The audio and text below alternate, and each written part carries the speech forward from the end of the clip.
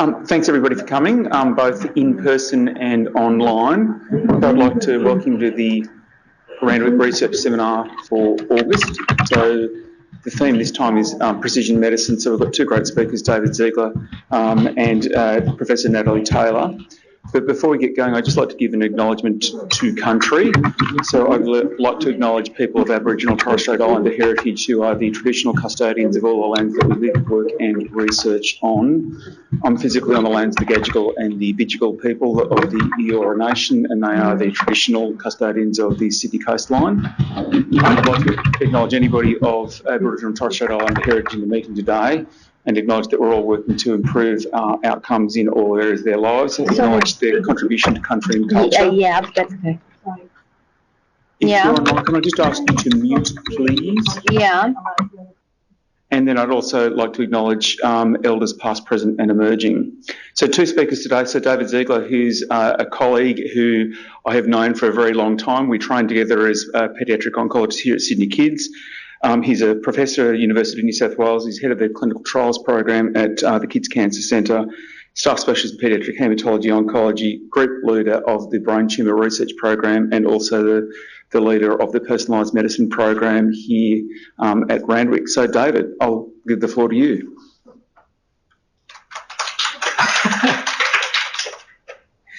Thank you. Thank you, Toby, for the kind introduction. I have worked with you for a long time because we both applied to be fellows together at the same time, and you got it and I didn't. Not that I'm bearing a grudge or anything, but it's a story I tell many fellows when they, you can still succeed, just try again. All right, so I just want to talk about precision medicine in childhood cancer, and basically just where we are over this sort of 6 year, I think it's been about 6 years since we started this program, and the things that I've learned, and hopefully we can all learn at the end of this talk. So as I said, we started this about 6 years ago, and at the time we really, precision medicine was becoming a buzzword. A lot was in adults. There were a few paediatric programs starting up. But the success rate in the initial studies wasn't that high. The feeling was that paediatric cancers have a lot fewer mutations than adult cancers.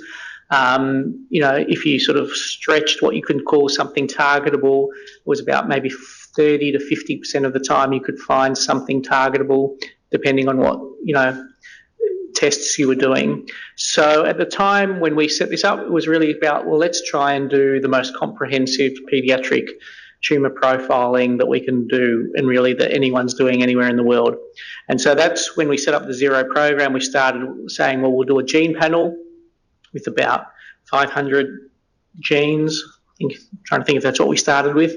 We'll do whole genome sequencing, which we thought, well, that's, it's going to take us ages to get through all that data for each patient, but we'll do that, and at least we'll be able to use that for research purposes. We'll do RNA sequencing. We'll do DNA methylation profiling, and we'll also do high throughput drug screening in case the genomics doesn't really help. And where we can, we'll develop mouse models and feed all those results back to clinicians and see if we can change the outcome for children with the highest risk, poor prognosis cancers. And when we started, we, to be honest, didn't really even know if this was feasible. Was it going to be possible? It took us about a year to do the sequencing for the first patient and get those, well, not to do the sequencing, but to analyse it and get those results back. But the team, has just grown phenomenally and done some amazing things over that time, including the fact that we pretty quickly realised that under the leadership of people like Mark Cowley, we could get the whole genome sequencing back faster than actually the targeted panel. And after a short time, we actually dropped the targeted panel and now still use the whole genome as our main method of looking for genomic aberrations. And the sort of main results were published a couple of years ago now in Nature Medicine, where we showed that using this approach, we could, for over 90% of patients, actually identify the tumorigenic pathway. So work out what were the genomic drivers that were actually driving each child's cancer. And moreover, in many cases, find targetable alterations. And Sorry, if just ask people on to mute themselves if you're online. And, this is an example of, one of those very early patients who was in intensive care here with a very large mass, an infantile fibrosarcoma in their chest. They'd failed chemotherapy. The mass kept growing, compressing, as you can see, their lungs and their heart to the point where they were on a ventilator, couldn't breathe, and really was looking terminal. They, again, did the sequencing through the Zero program, found this NTRK fusion, which was exciting because just at that time there was new NTRK inhibitors had just been developed, weren't actually even available in Australia, but managed to get one of them, larotrectinib, flown in urgently from overseas. So this became the first child in Australia to receive larotrectinib, and had no idea whether it would work. And she actually responded very quickly. So within 4 weeks, her tumour had shrunk down. She'd come off the ventilator. Within 8 weeks, it got even smaller. And by a year, it was almost completely gone. And she, in fact, remains alive and well and is one of the heroes of the Zero program still to this day. But, I guess that's really the dream that we were looking for. But, the question was really, is this an outlier? And it's not just doing all this sequencing that was difficult, but actually, as we rolled this program out around Australia, is actually, educating both ourselves and clinicians around the country and actually dealing with a lot of scepticism. So, the psychosocial team, the behavioural sciences unit, has actually driven a lot of the other studies that we've done looking at clinician and patient, responses to this program. And an example is one clinician who said at the beginning when we started, I'm not anticipating a whole lot of miracle wins, to be honest. I think there'll be the occasional kid who appears to derive clinical benefit, but I think the majority of families will get closure out of it rather than a miracle. So, nice to do, say we've done it, but really we're not going to be helping many kids. But so, again, when we looked at the first bunch of kids who came through in the national program, what we saw is actually we were helping more kids, than just the occasional miracle. And in fact, 70% of the time we were achieving either stable disease or better, with 30% actually having an objective tumour response. So actually seeing tumours shrink in many of these kids, well, at least in the first group of kids who we analysed who received some of these recommended therapies through this program. And more than that, in the more recent paper that we published, that Loretta led, actually showed that adding on the high throughput drug screening actually added a lot of the value as well. That first of all, you could test chemotherapeutic agents, ones that you don't actually know what the genomic driver is, but can potentially, if you can grow the cells in the lab and treat them with the chemotherapy, you might find other hits as well as targeted agents, where in some cases the agent might actually match your genomics, and therefore you've got even stronger evidence to say this is a really good drug you should try, or it may actually not match at all, and in some cases we'll find a really strong hit. We don't know why it's a hit, but yet it can potentially provide that patient with another treatment alternative. And as the other thing I think that's happened, as we've gone back and again the behavioural sciences team has gone back and interviewed clinicians as this program has continued over time. Before we get to that, I guess, when we talk about clinician scepticism, there's been a lot of concern about, it's not, there's a lot of concern, what are we actually achieving, and are we actually creating more of a burden and creating more problems for our patients, looking for these sorts of miracle cures. And here's another example. The big risk is that you find a therapeutic target and yes, there's a drug available, but we cannot get the drug. You build up hope and then you take it away. So we might be basically offering a lot of false hope to our patients. So as well as, looking at the outcome in terms of tumour responses, a really important part of the program has been looking at what parents think and feel and how it's affected them and their children. And in this paper, which hopefully will be published very soon, it's currently in review and I think almost accepted, what really shines through is firstly that parents really get the fact, understand what it's about. For example, their biggest hope is actually that they would find a cure for future patients, not for their own child, and that it will help doctors and scientists learn about cancer. but they do obviously also have hope for their own child. And really, there's a lot less worry. So the majority of parents aren't worried at all about the program. Their biggest worry is just the length of time it might take to get the results back, and which has actually come down. While it initially took over 12 weeks or even a year, as I told you, for the first patient, we're now down to an average of 5 or 6 weeks. And what's interesting is when those parents are then interviewed over time, so both, when they first enrol their child and then after that first, when they get the results back, you can see when we ask them whether they think there's been a benefit for their child, there is a shift, an individual shift between different patients. Some who, didn't think there would be any benefit at all, then actually realise there was some benefit, and vice versa. But overall, there's not really a big change in the numbers in terms of, whether they think they will receive a benefit or not. And similarly, when, as we said, clinicians were worried this is really going to be a burden for parents, really the vast majority, both at enrolment and even when they get the results back, say, this hasn't been a burden, this hasn't been a problem, they're not, it hasn't caused them grief or any more distress by having this testing done. And in fact, as I mentioned, we've seen similarly over time, as we've all sort of learned and expanded this program and enrolled more patients, that actually there's been a shift in how clinicians, not just here but around the country, perceive what we're doing. And a couple of examples from this qualitative assessment is two different clinicians saying, first of all, I think that it's really good for us to be able to offer this type of testing here in Australia, not to have to say to families, oh, we can't do this here. I think the testing and technology is sort of pretty world leading. So I think paediatric oncologists have benefited from that, from being able to offer this to their patients.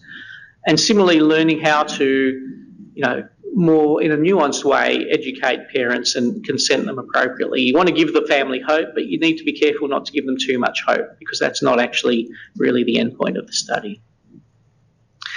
So, we've shown that it's feasible, we can do it. Potentially we're seeing tumour responses that it's acceptable to parents, and clinicians are accepting it more and more. But we still have a lot of unanswered questions, both for ourselves, but also internationally for these sorts of precision medicine trials. And, while we're seeing tumour responses, are we actually impacting survival? Is this, really helping these patients in the long term? Which patients are most likely to benefit? So we see these anecdotal responses. This patient did really well. Well, here's the miracle cure. But do we really know how to prioritise different treatment options? Which patients are more likely to benefit? Is it just those who receive that really high tier, the drugs we know that are going to work, or is it other patients who are a benefit? So really, how much hope is there when we enrol these patients on the trial? And so Loretta's been leading this study, really going back and looking at our first few hundred patients who we now have survival data for over the first couple of years, almost 3 years of survival data. And for the first time, we're really able, not just here, but really internationally, understand much more in depth how much and which patients we are benefiting.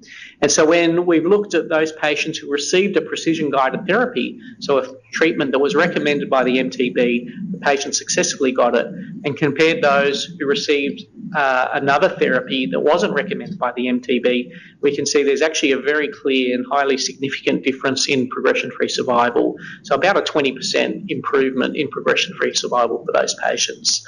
And a similar difference, didn't reach significance, but a similar difference for overall survival. So really exciting to show that we are actually making a difference, not just in the short term, but over the longer term for these patients. Then the question was, well, maybe it's just because they're sort of getting novel, funky drugs that are more active, rather than that the kids who aren't getting a precision-guided therapy are just getting, old-style chemotherapy. So we then pulled out what we called precision-guided therapy and unguided therapies. Basically, an unguided therapy being another new funky drug, but one that wasn't matched to the genome, one that the clinician decided because they had a trial open or they were able to access for other reason. And here you can see the difference in survival is even more stark, where there's again, a significant improvement in progression-free survival and a difference in overall survival, again, that didn't quite reach significance.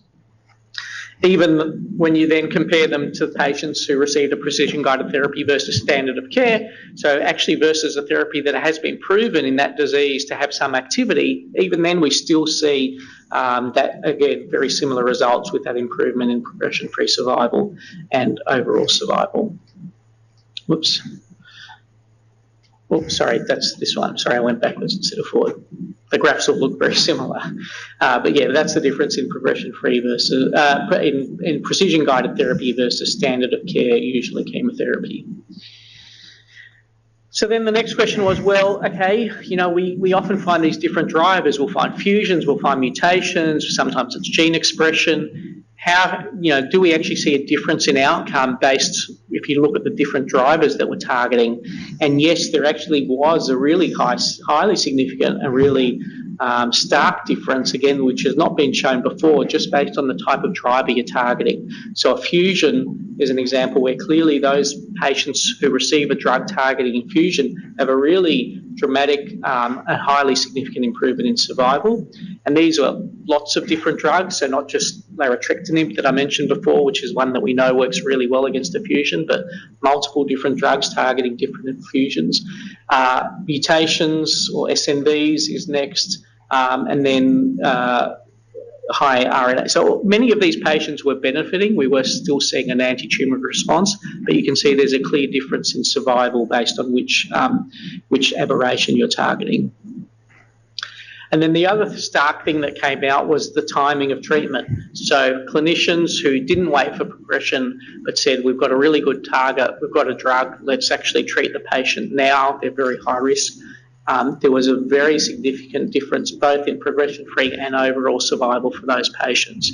And this wasn't just because these patients are getting, you know, they were getting the drug before progression and maybe they weren't going to progress anyway, because if you look at the responses and what we look at in terms of clinical benefit, which is a combination of tumour shrinkage or prolonged stable disease, or here you can see actual complete response or partial response, if those patients who were treated before their disease progressed had both a much better tumour response, tumour shrinkage, and better survival as well. So really giving us an important message: don't wait till your patient, you know, is progressed and is terminal if you have a good target and a good drug.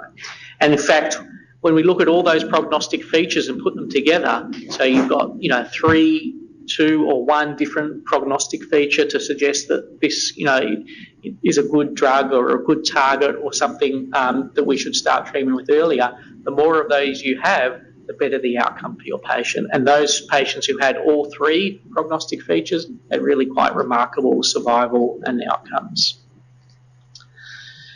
So the other thing that we've looked at is, just checking for time, is what we call the rare cancer cohort. So it became pretty clear that as we, you know, opened the PRISM trial through the Zero program and started enrolling high-risk patients, there was this whole bunch of other patients that clinicians wanted to enrol for different reasons, but didn't meet that high risk, which we defined as a less than 30% chance of survival. So this was, for example, there was a diagnostic uncertainty. The pathologist couldn't actually make the diagnosis, so they thought maybe the genomics would help.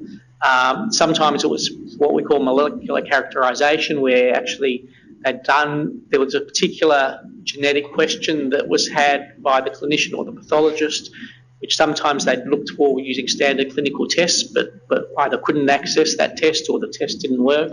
So could we answer that question for them? And sometimes it was just because there was really rare tumours where actually you don't know what the prognosis is because it's so rare. You don't really know how to treat it because there's, you know, 3 of them in the literature, and maybe the genomics would help.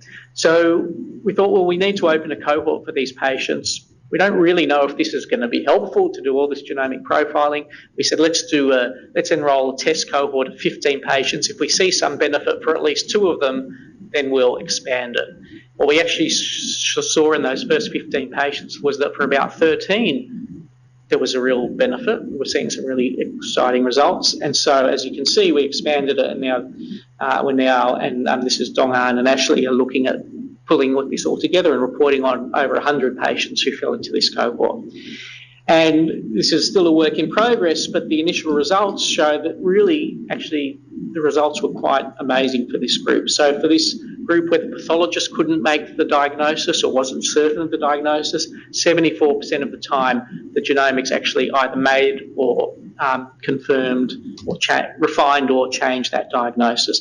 And then I should point out many of these patients had actually been sent overseas, had international expert opinion, and even in those patients, over half of them, the diagnosis actually changed. And in fact, one of them, the pathologist actually said, and I can't access the quote here, but the expert pathologist who reviewed it said, no doubt someone's going to suggest you need to do genomic testing on this. I really don't think this is going to add anything. It's not going to be useful at all, but you'll probably do it. And in fact, that tumour, we did do it, and we found a track fusion, which is that highly targetable, aberration. So really important for both diagnosis and treatment. For the second group, where the clinician said, I really need to know, does this, tumour have this particular gene? 100% of the time we were able to answer that question. Yes or no, we were able to find it. And so many of the time they'd already had a clinical test and that had failed, hadn't been able to answer the question. In a certain percentage of cases, they did the clinical test at the same time, and half the time the clinical test failed, but 100% of the time the zero testing was able to answer the question. And then finally, there was that group of rare tumours, don't know anything about this tumour, help.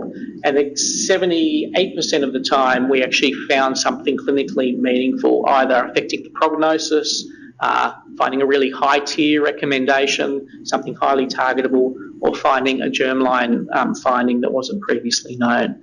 And an example of this last cohort is a patient who was an 11-day-old baby, had this big fungating tumour out of their skull, which was very difficult to diagnose. International input, no one could really work out what it was. This patient was actually in palliative care, and the zero analysis actually made the diagnosis based on the genomics of a keratin-positive giant cell-rich tumour with an HMG-A2 NCOR2 fusion, which I'd never heard of before.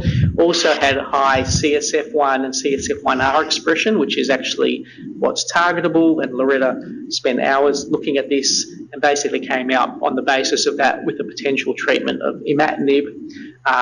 You might want to look away if you're squeamish, but I'll show you the pictures. This is what the tumour looked like actually after some radiation, which didn't really...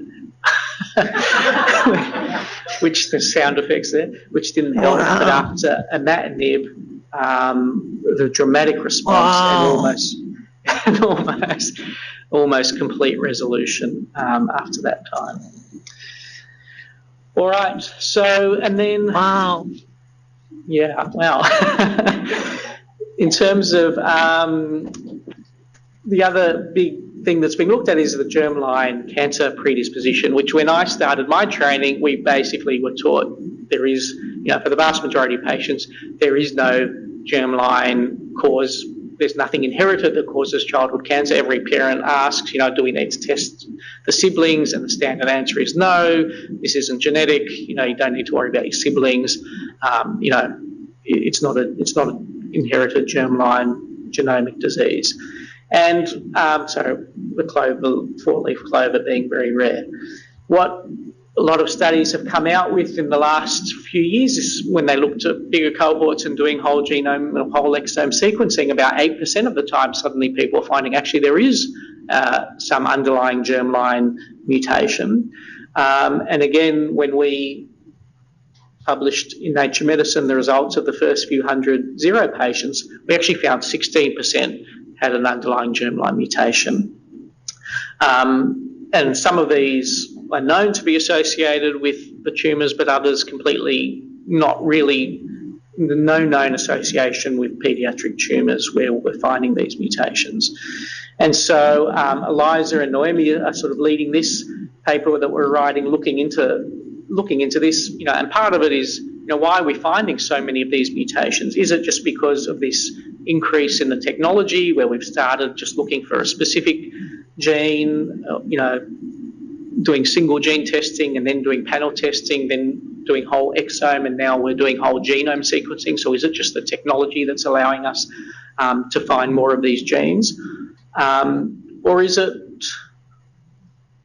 and that's one of the things we're looking at. Actually, is it the paired analysis of the tumour with the germline that's actually allowing us to really understand a lot more? And, so there's a lot, and I won't go through this in any detail, this is still a work in progress, but basically through the Zero program, we're able to put together all the clinical history, in some cases where we have the family history, but as well as that, all the somatic analysis of the tumours, rather than just looking at the germline, and use that in an integrated way to really understand what it means for that individual patient, and also what it means when we're finding these genetic changes that we don't normally associate with paediatric cancer. And an example of this is, it's just shown figuratively here, where you just look at the germline DNA, where you might find only, you'll find a genetic change, but only a tiny percentage of those homozygous. The rest of them only it's heterozygous, so only one gene affected. But then when you look in the tumour, you'll see actually in the tumour a lot of the time you're losing you've got a second hit in the tumour, really suggesting that, okay, this is driving the cancer.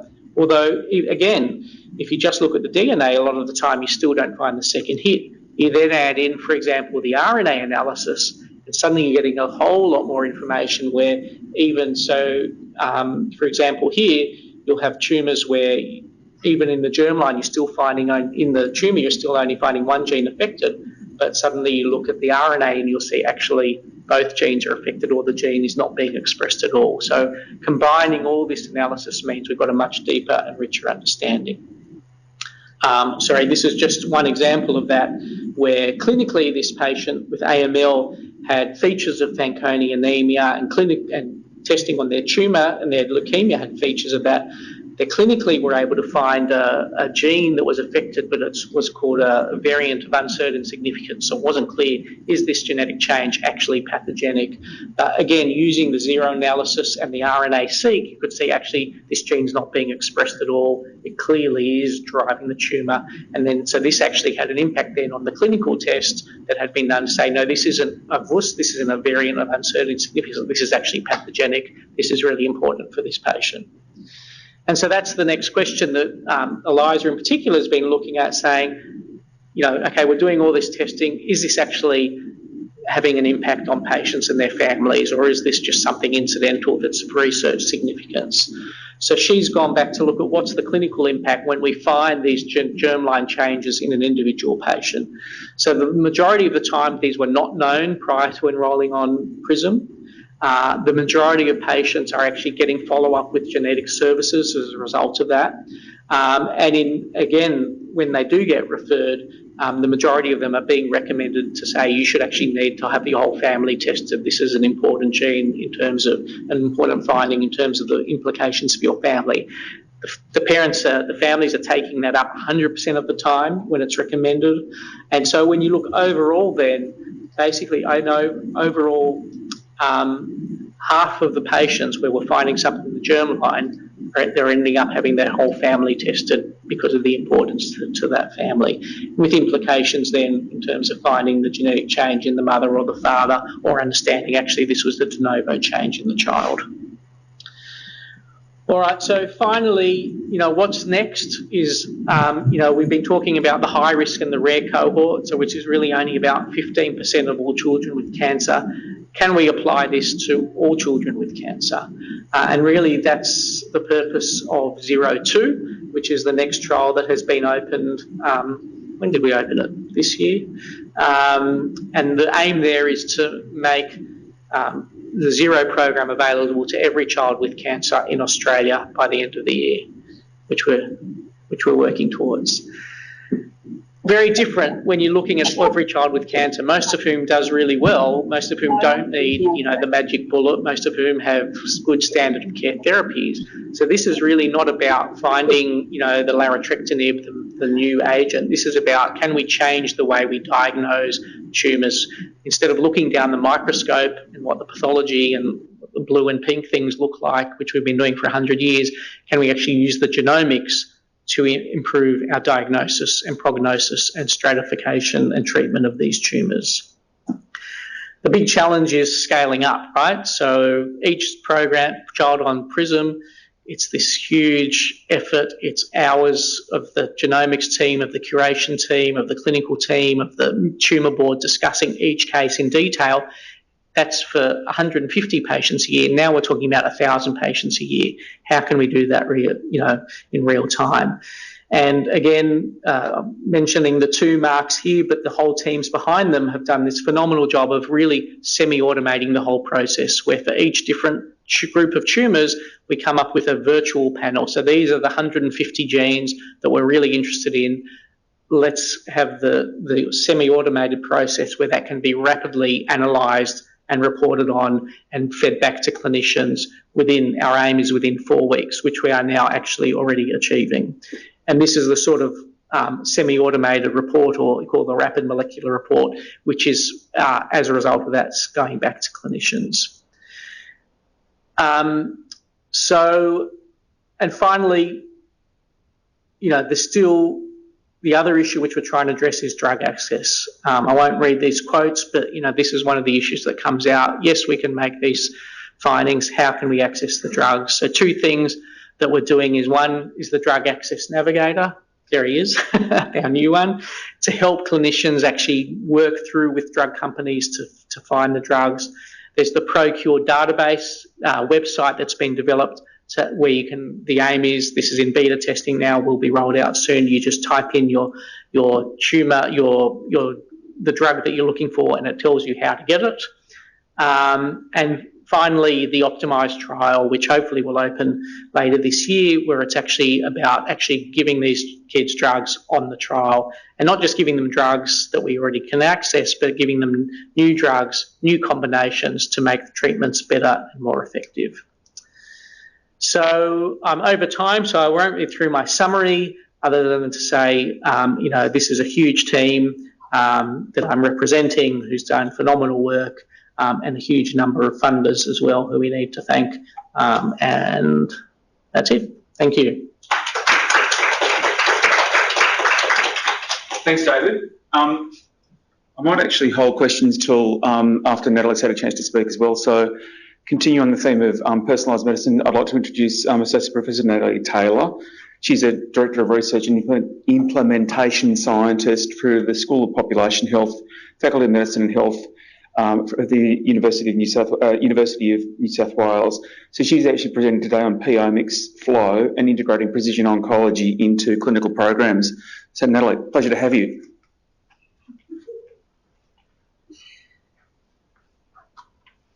I'm just going to load the presentation. It won't be a second.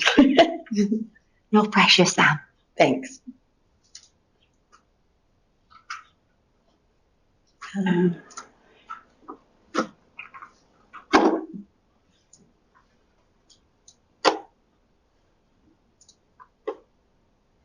Oh, stupid. Maybe do questions. This might take me a minute.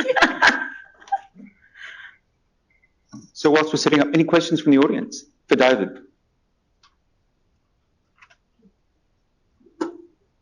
Oh, come on, guys. We didn't have any online before. So David, my question to you is, how do you see this being actually brought into day-to-day practice and funded? What's the plan for that? Yeah, I think that's a real challenge, and that's what. There is no simple answer for that, but I think it's something we're already thinking about, and already thinking about, okay, 02, we're still rolling out, but what's going to happen for 03, and how are we going to continue this moving forward, because we don't want it all, I think we've really shown for the high-risk patients how critical it is and how important it is. For the other patients, that's still being answered through 02, so I think for the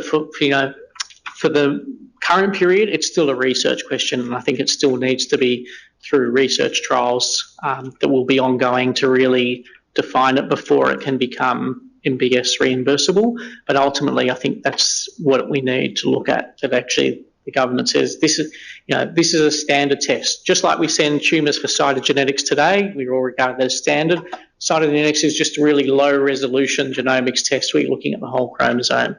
And now there's some funding. Okay, here's funding for specific genes. We can look for, the BRAF V600E mutation because we know that drives melanoma.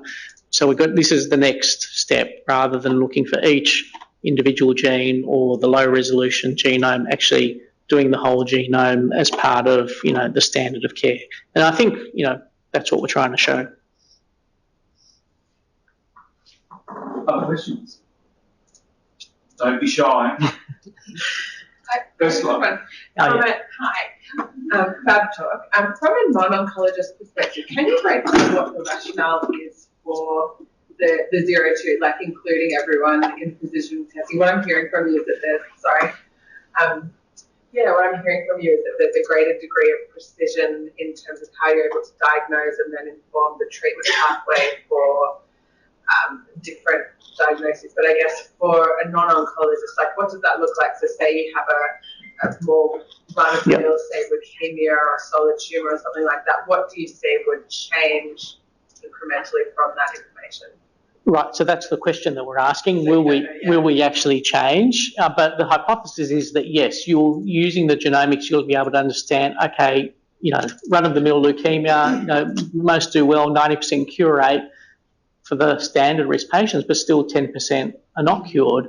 If we can pick up at diagnosis that genomic change that says, actually, this is, clinically this looks standard risk, but there's this genetic change here that tells us this is high risk, then we can change treatment. And so again, it's not about giving them the magic bullet new targeted agent, but even if it's just giving them high dose chemotherapy, changing the treatment strategy that way. Already we're seeing medulloblastoma as an example where we're getting lots of requests, can you do this really quickly? Because this, genomic profiling might help me, because we know genomically actually medulloblastoma is now about 16 different genomic entities. And if you give me those results, I can then work out, is this patient low risk or high risk? And then I'll, again, not going to give them a magic bullet, but I might give them a high dose of radiation therapy. Thanks, David. So, Natalie, welcome. Perfect timing, David.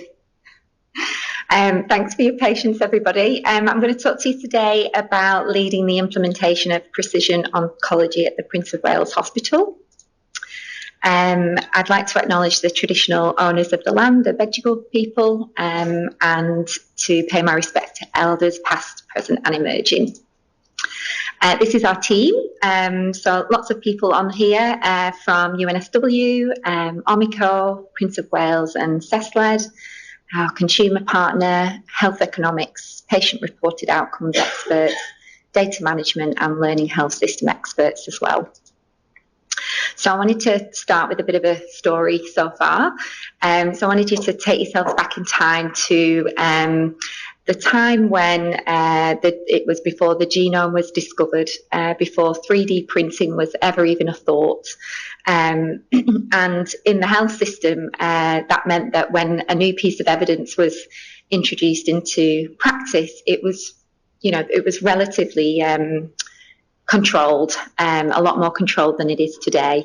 And healthcare professionals had a little bit more time to think about how they were going to use this new evidence in their practice and with their patients, until one day science really sped up. So much so that there's around 400,000 clinical trials currently registered across the globe. And so that's just a lot of science. And what that means is that there's a bit of a tricky situation for healthcare professionals in particular, who are trying to constantly absorb this new knowledge that is being thrust at them so rapidly, so that they're getting the right treatments to the right patients at the right time. That's a really complex system to kind of try and understand and to support, and that's part of my job really, which is to bridge this gap between research and practice, really support healthcare professionals. So one example of this is precision medicine.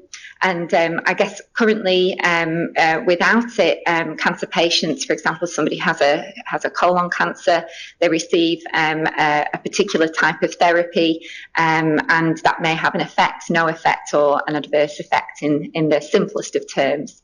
And the hope for precision medicine is that patients might receive blood, DNA, urine and tissue analysis to really specify the particular therapy that they receive on the basis of all of that analysis to reach a better effect all round.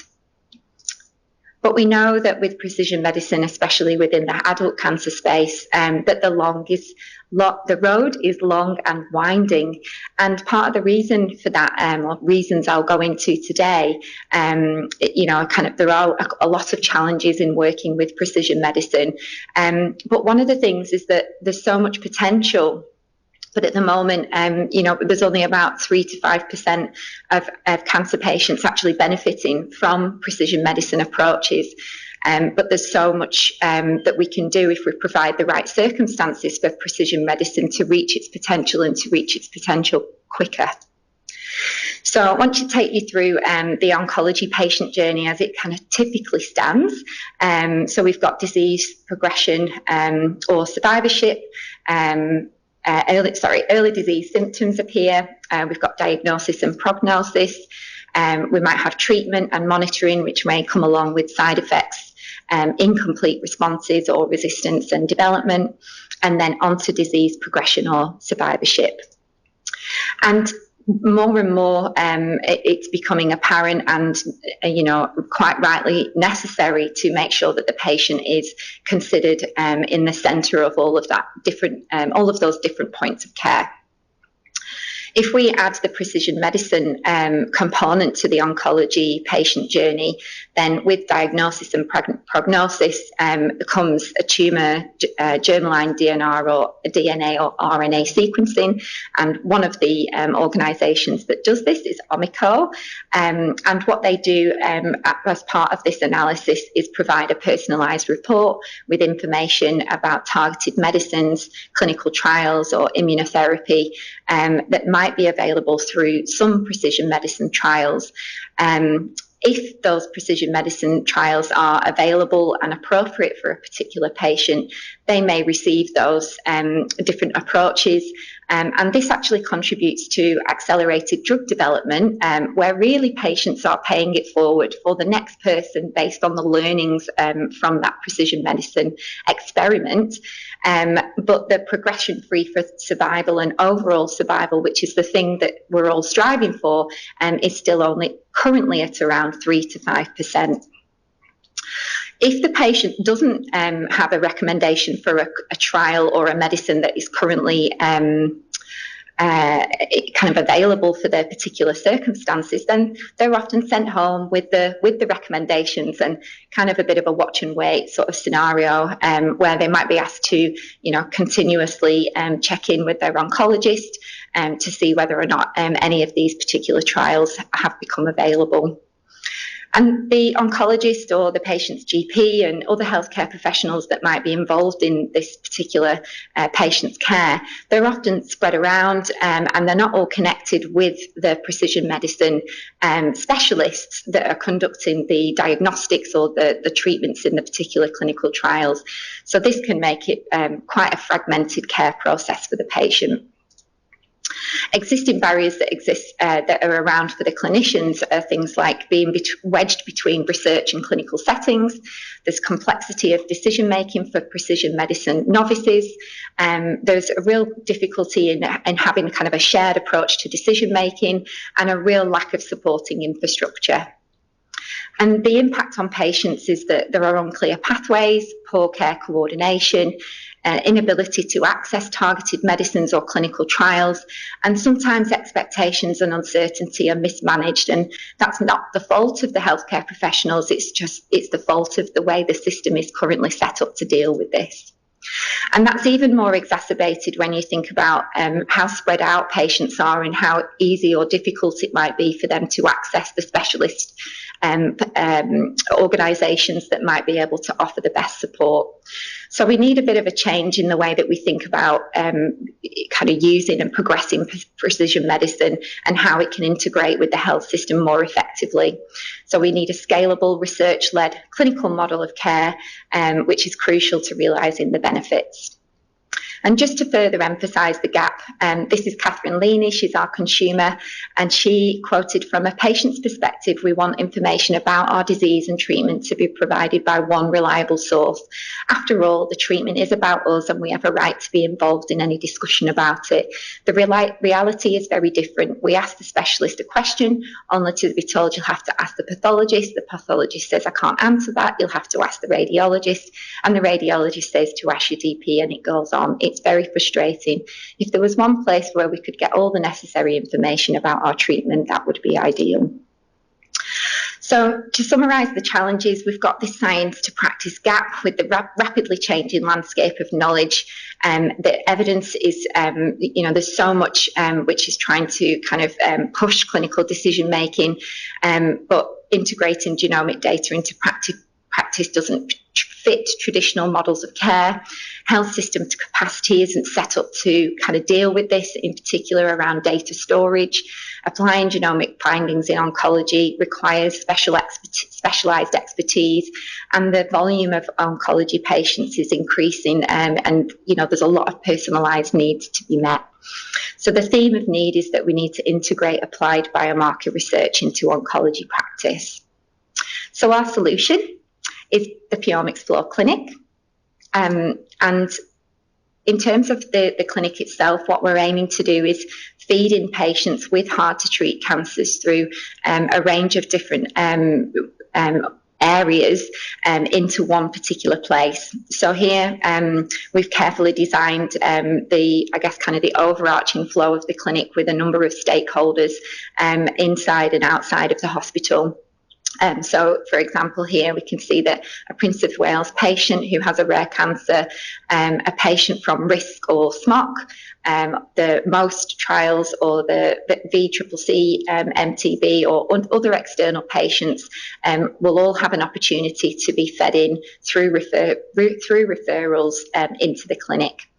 The referral is triaged and it can either be declined or another triage outcome can be the outcome, but that's something that's done with and alongside the referring clinicians. If it's accepted, then the patient will be asked to consent to go into the clinic and have an intake call. And then there'll be either a half-a-day clinic in person or a half-a-day clinic with a telehealth option with an MDT, which is combined germline and treatment, genomics clinic and in-person or telehealth consult, and a clinical team review clinic. The referring clinicians may be invited to join the consult where appropriate, and at the moment we're estimating between 100 to 300 patients per year. There's 4 clinic rooms, 1 meeting room with video conferencing capabilities, and then we need the use of the admin staff at the front desk. And in terms of the clinical services that it will offer, we'll have a second opinion or interpretation of biomarker testing results, partner with streamed clinics to manage rare or outlier cases, provide primary oncologic care for select cases, initiate biomarker testing, secure drug access to implement therapy, provide telehealth consults for remote patients, and patient and family support, including provision of precision oncology information. And trial delivery will encompass internal trials, so we'll work with the Prince of Wales Clinical Trial Unit to refer patients to appropriate trials, and external trials where we'll act as a hub for triaging, discussing different options and referring to appropriate external trials. In terms of the research, because that's really all about the clinic setup that we've been doing over the past year or so, the aim of the research, we've got 3 main aims, which is to co-design an implementation platform and suite of outcome measures to optimise PeoMx Flow, to test the effectiveness and cost effectiveness of the clinic, and to develop and pilot test a scale-up model and toolkit. And just quickly on terms of the relationships, to say that the CASP, MOST, RISC and SMOC precision medicine diagnostic approaches that are currently underway through Omico are really looking at testing the effectiveness of these precision medicine approaches. And so that's not something that we're encompassing in this body of work. We're really looking at testing how effective and cost effective the precision medicine approach can be when integrated into usual care, and that's through the Precision Oncology Clinic. This is an overview of the project methodologies, so I won't go into too much detail, only to say that we're very, very busy. And I guess one thing that I wanted to emphasise was that the pathway to impact starts with implementation. So we're doing quite a lot of work to understand within our team and within, we'll be reaching out also to I guess, other stakeholders and consumers about what success looks like to them. And so if we just think about the example of adoption of the right kind of practices within and outside of the clinic, and fidelity to those practices, if that leads to increased patient-centeredness, for example, and leads to patient satisfaction, these are some of the things that we'll be measuring in a quantitative and qualitative basis to try and determine which of these outcomes are definitively linked together. And for that just example there, that would lend itself well to looking at the co-primary outcome of perceptions of care coordination. So into the primary outcomes, we've got periodic auditing of the molecular tumour board, which will provide observational data to measure adoption and fidelity of desired practice. Service outcomes will include rate of referrals as compared to national accruals of the respective research programmes. Patient-reported perceptions of care coordination is the main outcome there. And then we've got cost consequences and incremental cost-effective ratios that will be estimated.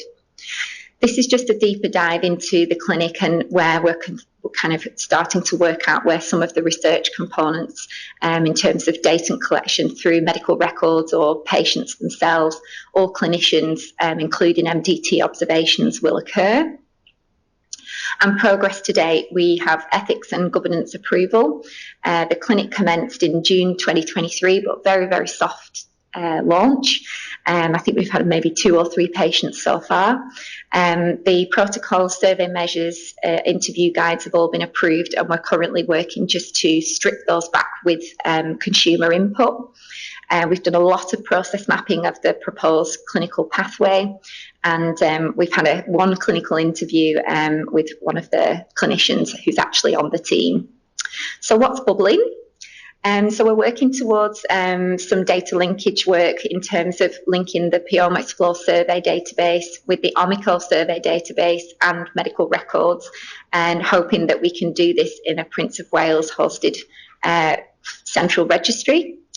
And we're also working on digital rapid learning concepts through Frank Lynn's work, which will lead into the development of a learning health system, which will essentially generate new clinical knowledge through outcome monitoring, hypothesis and inform drug development, and drive service implementation and policy changes. And the long-term vision beyond the clinic is all of these things. I feel like in 6 years' time, David, I'll be able to hopefully say something as great as what you've said today about all of this work. But that's all I've got to say for today. Thanks very much.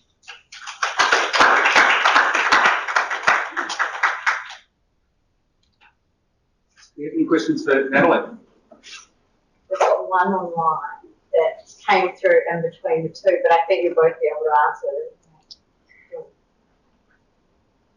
Okay, so the question online is, how do we fund therapies that are identified for patients? Have institutions committed to funding therapies, or are treatments funded by research funding only? Go for it. Okay.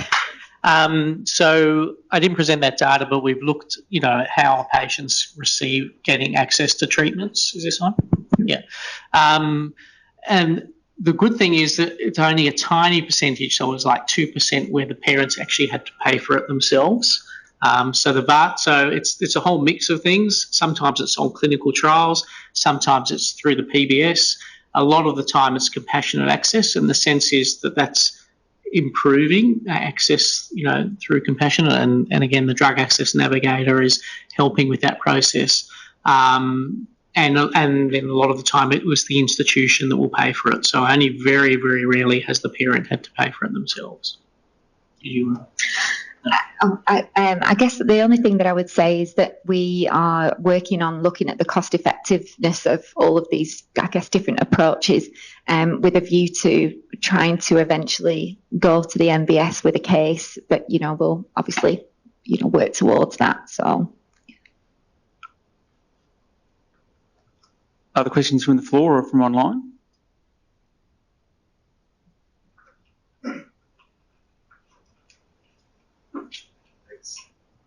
Thanks for an interesting presentation. Natalie, I'm just interested to know where you expect some of the cost savings might be in this model compared to some of the traditional models where, patients might visit several clinicians. Do you expect it to be in, say, for example, consultation costs, infrastructure costs, or in sort of, hospital admissions where these patients are getting better treatments overall? Is that something that you can comment on at this stage, or is that sort of outcome of the study, so to speak? Can I say all of the above, I hope. I guess you would hope that the improvement in treatments through, I guess, facilitating precision oncology will eventually lead in less costs of, treating patients who are in a more severe state.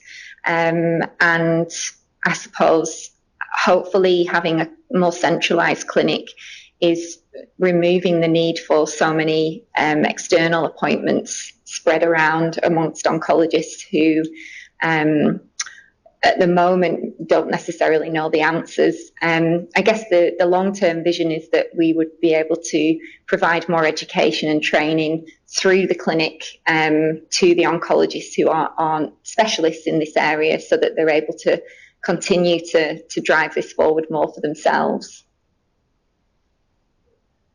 Other questions? I was actually going to put one question to both of you. As I see personalised medicine, it's actually bringing in a whole class of scientists who are integral to the process in terms of curation and extra expertise. And I think there's a difficulty in the ongoing funding model. So I think two questions really related to that is, how do we actually bring research and clinical practice much closer together? And then also, how do we actually, or what models do you see that we could actually have ongoing funding, so we actually keep these people with the expertise who are integral to this process as part of the process, whereas if it's not funded by research, some of these scientists are going to be hard to employ? That's an easy question, David. I think I don't have the answer to that question, but I think it is a big problem, and it's something we need to think creatively about. Is how a lot of this is sort of service. Doing all this testing is about getting the results to patients rather than getting out your next research paper. But I think what I try to do is really do both at the same time. So try and have the scientists working on that as well as working on, the research question as well. So I think they need to go together. And it's a little bit like in paediatric oncology, we see clinical trials as a standard of care. Research is sort of built into that. I think you can't lose sight of the fact they need to both be done. I'd probably say quickly from a different side, but what I'm noticing is the help that has been needed from somebody from the outside, really spending the time to look at what a service should look like, that integrates research and practice. And healthcare professionals and researchers need support for that in order to make it work as well as possible. So I think, I don't know what the other members of the team would think that I'm working with, but there's been a lot of effort gone into designing the clinic and keeping refining it. So I think, there should be more funds, provided for that purpose. Yeah.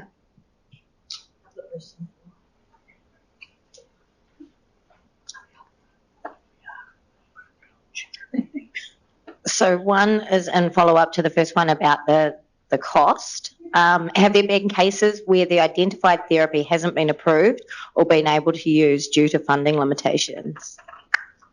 Yes. I would just add also my experience with the trials that you're working with, Nat, with most in that a lot of them, the drug and drug management was covered by pharma, and it was still investigator initiated, so that was how people in those cohorts would get on trials. One more question from Jason Piner. Sorry. Just complimenting you, David, on your presentation and the Zero project. What advice do you have for subspecialties trying to set up systems to access therapies to treat constitutional genetic disorders as these become available? What advice? I guess a lot. It's been a big learning process for everyone, and I think probably the biggest advice is really you've got to take that leap of faith. We had a lot of sort of skepticism when we started about whether it was possible, whether it would be achievable. Some of the quotes that I sort of gave to you as well. So I think you've just got to do it and show that it works, and then you get the momentum to, for the people want to join, and pharmaceutical companies and everything want to join in as well. So I think we should probably call that to a close. I'd like to thank both David and Natalie for great talks. It's spectacular to have you both present today. Thanks everybody for those who've come in person and also online as well. So we should give both David and Natalie a round of applause. And then next month, the Randwick Research Seminar will actually still continue on a bit of a personalised medicine theme. We've actually got Shafar Waters and Emmy Dahlman. They're going to be talking to us about the use of personalised organoids in personalised medicine. And Adam Jaffe is going to be chairing, and that is going to be on the 14th of September. So we look forward to you all coming then. Thanks very much, everybody.